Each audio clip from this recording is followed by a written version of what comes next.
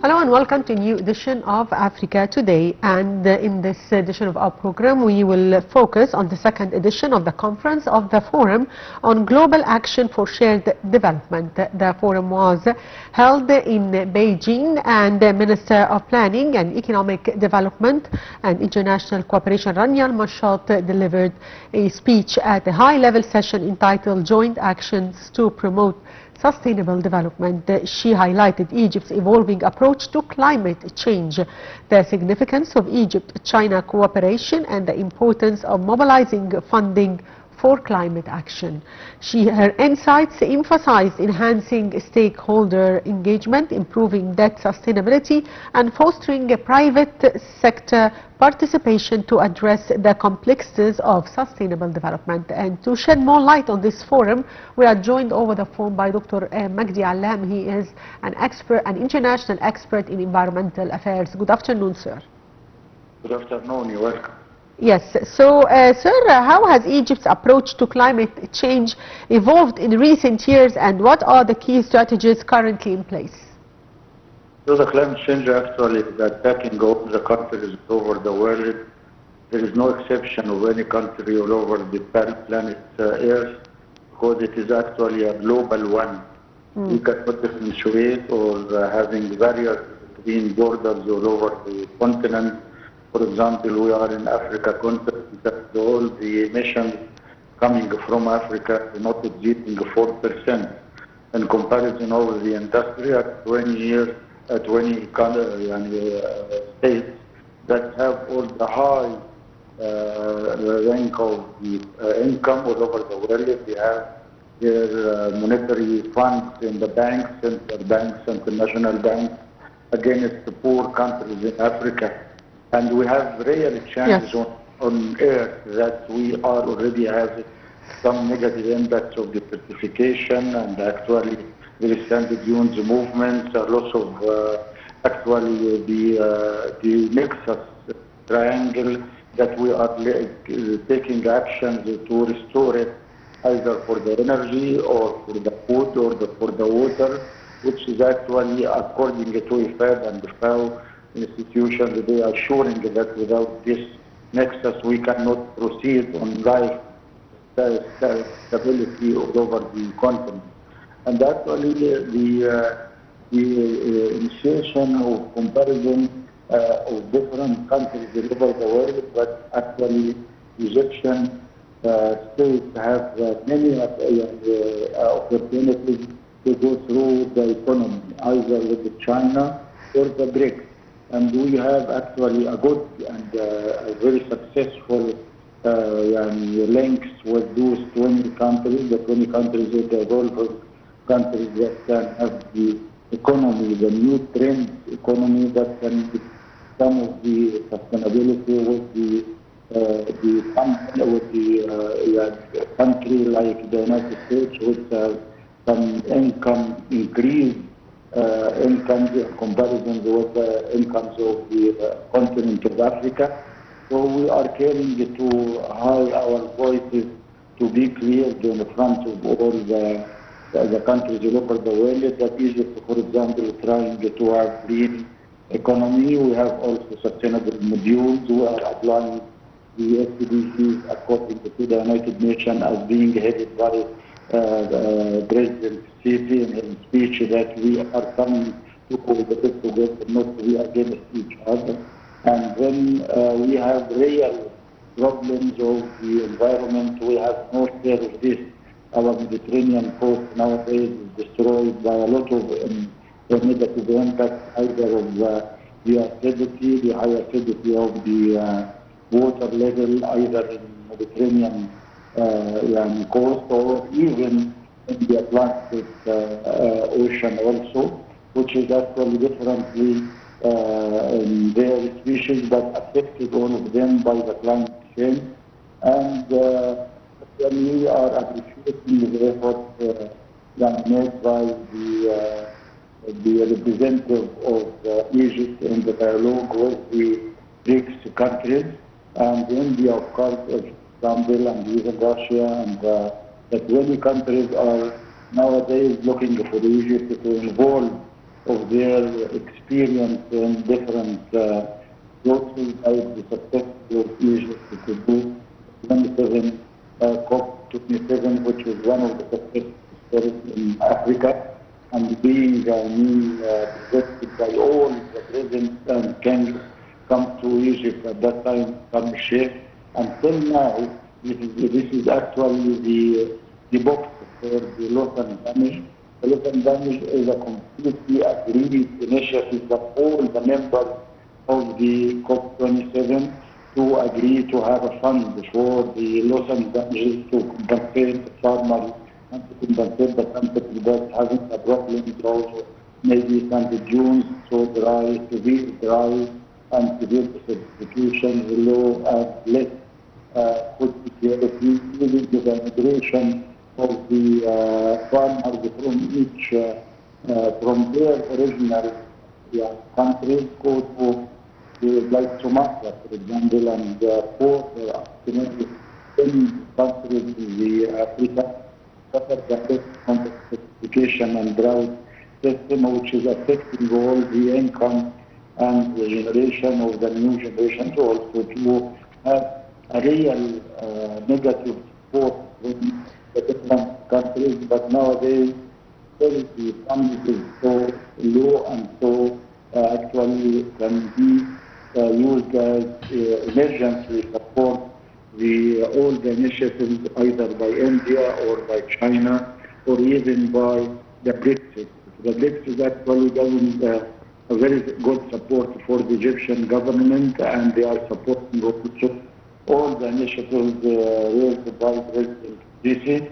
And nowadays we are together trying to have what's called a new era cooperation between the countries coming to be sharing the 20 countries that have the real or the most amount of money in the banks, and especially in the banks of Europe, in the banks of the United States. But we appreciate also the cooperation of the European banks to support the Egyptian initiatives also to have a lot and effective module to have for example, the initiative of the 27 cities, new cities in Egypt.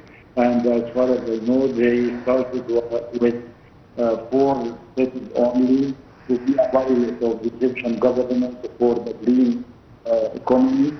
The green economy are transferring our, for the new energy, as we are using the energy, clean and good energy, not polluting the energy coming from the new energy sources, like we are separating the water into oxygen and H2O, the hydrogen, and we have the green hydrogen nowadays. Egypt has 5 companies already signed in Egypt the production of the green economy and the production of green energy. And this green energy is completely depending on the separation between oxygen and hydrogen. Nowadays, the hydrogen companies, as far as at least maybe 12 companies are ready to share with Egypt to go in the green economy and the green energy. The other point is related to the management of the Mediterranean Sea. The Mediterranean Sea nowadays, as we all know, that we have up to 40 countries on the Mediterranean Sea, including France and all the Portugal and the Spain and all the industrial countries. They have a lot of income of this, and they have a lot of pollution they did in the Mediterranean, and we must apply and we must also inform the methodologies being proposed by Egypt that we must clean our Mediterranean coast and returning it for the original clean Mediterranean in this issue. So nowadays we are trying to have a cooperation with the netball and the Mediterranean countries. There is a cooperation between Egypt and the netball to keep the cleaning of the Mediterranean coast, either for the coast itself. And Egypt, for example, is funding $750 million only for the restoration of the delta between Rosetta and Mutawwas. And this is actually the $750 million being done by the Egyptian government is to save our delta, not to lose it. Yes, sir. Yes, I'd like to thank you, Dr. Magdy Allam, an international expert in environmental affairs. Thank you, sir, for being with us. Back to our reports, and Egyptian and Jordanian air forces have conducted joint aid airdrops to alleviate the humanitarian crisis in Gaza amidst ongoing military operations. Details follow. A high-level source told Qahira News TV channel on Saturday that Egypt informed the concerned parties of the danger of the Israeli escalation in the Gaza Strip and the targeting of civilians. The high-level source warned that Israel is still pursuing policies that risk further escalation in the region and underscored Cairo's unwavering stance on the complete withdrawal of Israel from the Palestinian side of the Rafah border crossing. They also stressed Egypt's firm position that Israel should not impose any restrictions on the movement of Palestinians' humanitarian relief and medical aid to and from the Gaza Strip by immediately opening all land crossings into the Palestinian territory. In recent days, the Israeli army has carried out a campaign of bombing in the around city in northern Gaza, killing and injuring hundreds of Palestinians. Earlier, the Ministry of Foreign Affairs strongly condemned the most recent Israeli airstrikes that killed 71 and injured 289 Palestinians in a camp for the war displaced in the Al-Mawasi area west of Khan Yunis. In a statement, the Foreign Ministry urged Israel to halt its disregard for the lives of Palestinian civilians and to uphold essential humanitarian standards as mandated by the international law. It added that Israel's action against unarmed civilians are unacceptable and cannot be justified. The Israeli escalation comes as mediators from Egypt, the US and Qatar attempt to broker a ceasefire between Israel and Hamas in Doha. And Kenya's President William Ruto has fired his entire cabinet apart from his foreign minister bowing to pressure after nationwide protests that have created the biggest crisis of his two-year presidency. Details follow. Kenyan President William Ruto dismissed almost all of his cabinet ministers and promised to form a new government that will be lean and efficient following weeks of protests over high taxes and poor governance. In a televised address, the President also dismissed the Attorney General and said ministries will be run by their permanent secretaries. Ruto said he made the decision after listening to the people and that he would form a board-based government after consultations. Kenya has seen 3 weeks of unrest in which protesters stormed into Parliament on June 25th after a finance bill was passed that proposed tax increase. More than 30 people have died in the protests, which have morphed into calls for President to resign. Ruto said that the Prime Cabinet Secretary Musalida Mudavadi, a key political ally, would remain in office. He said the dismissals followed a historic appraisal of the performance of the cabinet and that the new government would help him in accelerating and expediting the necessary, urgent and irreversible implementation of radical programs to deal with the burden of debt. Raising domestic resources, expanding job opportunities, eliminating wastages and unnecessary duplication of the multiplicity of government agencies and slay the dragon of corruption. Ruto appointed 21 cabinet ministers following his election in 2022. This is the first first time a sitting president has dismissed cabinet ministers under the new constitution. The last time a similar move occurred was in 2005 after a failed referendum when the president Mwai Kibaki dismissed his ministries to assert his political authority.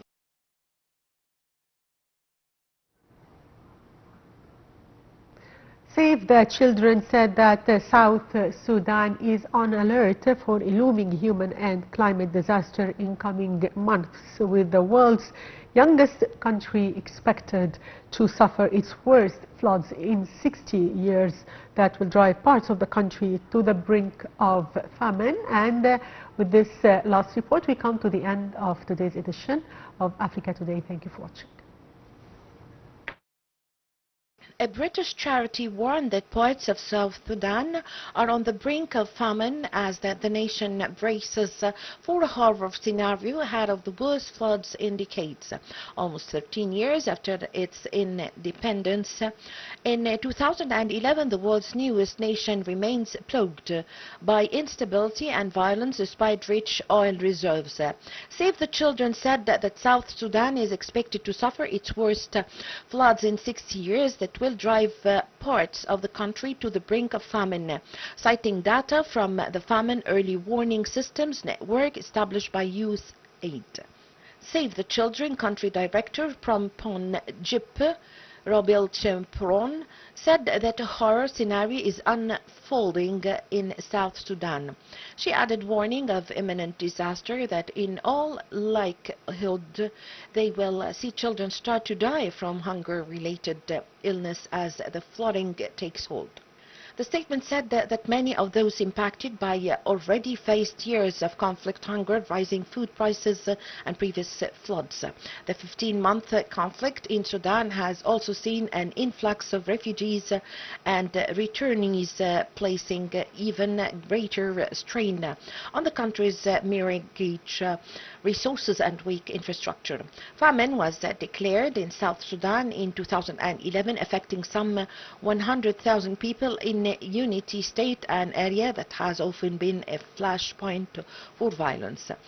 Plagued by feuding leaders and chronic instability, the country has spent almost half of its life as a nation at war. Some 400,000 people died and millions were displaced in the 2013-2018 civil war,